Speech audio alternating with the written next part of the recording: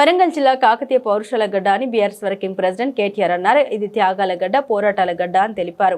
తెలంగాణ ఉద్యమ సమయంలో వరంగల్ కదం తొక్కిందని గుర్తు చేశారు. వరంగల్లో ఏ మొదలుపెట్టినా విజయవంతమవుతుందని తెలిపారు. వరంగల్లో పోరాటం విల్లు ఎక్కుపెడితే ద్రోహుల గుండె జల్లుమంటుందని పేర్కొన్నారు. హన్మకొండలో నిర్వహించిన రైతు సంగ్రామ సదస్సులో కేటీఆర్ పాల్గొన్నారు. ఈ సందర్భంగా వారు మాట్లాడారు. అమలు కాని హామీలిచ్చి కాంగ్రెస్ పార్టీ మోసం చేసిందని మండిపడ్డారు. కొందరు కాంగ్రెస్ నేతలు రైతుల ఓట్ల కోసం గాలం వేశారని అన్నారు. వరంగల్ గడ్డ మీద నుండే కాంగ్రెస్ పార్టీ రైతుల డిక్లరేషన్ ప్రకటించిందని తెలిపారు. కాంగ్రెస్ నాయకులు పెద్ద దొంగలని కేటీఆర్ విమర్శించారు. రాహుల్ గాంధీ వరంగల్ డిక్లరేషన్ సభ పెట్టి దొంగ హామీలిచ్చారని మండిపడ్డారు. 100 రోజుల్లో అన్ని చేస్తామని చెప్పిండ్రు. బుద్ధిమంతులు అనుకొని చెప్పి మీరేమో సద్దులు కట్టిండ్రు. వాళ్ళేమో గద్ద మీద కూర్చున్నారు. 100 రోజులు పోయినాయి. ఇవాళ 900 రోజులు దగ్గరకు వచ్చింది. 2.5 ఏళ్ళు అయిపోయింది. ఏమైందిరా అయ్యా రైతు డిక్లరేషన్ అంటే? ఇవాళ ఊ లేదు, ఉప్పు రాయి లేదు, ఎక్కడ సడి లేదు, సప్పుడు లేదు. ఎన్నికలకు ముందేమో వరాల వాన కురిపించిండ్రు.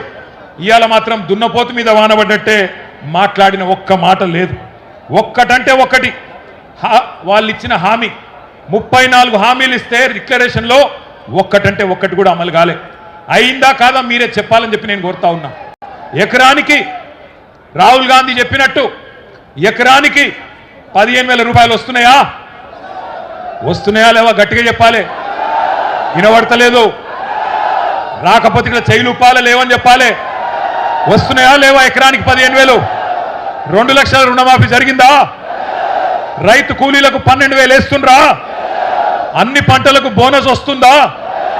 అన్ని పంటలు కొంటుండ్రా? కౌలు రైతుకు ఎకరానికి 14,000 వస్తుందా? వినబడతలేదు. సప్పుడు తగ్గింది. పంటల బీమా పథకం వచ్చిందా? అసైన్డ్ రైతులకు పట్టాలు ఇచ్చిండ్రా? 34 హామీలలో ఒక్కటన్నా అమలైందా?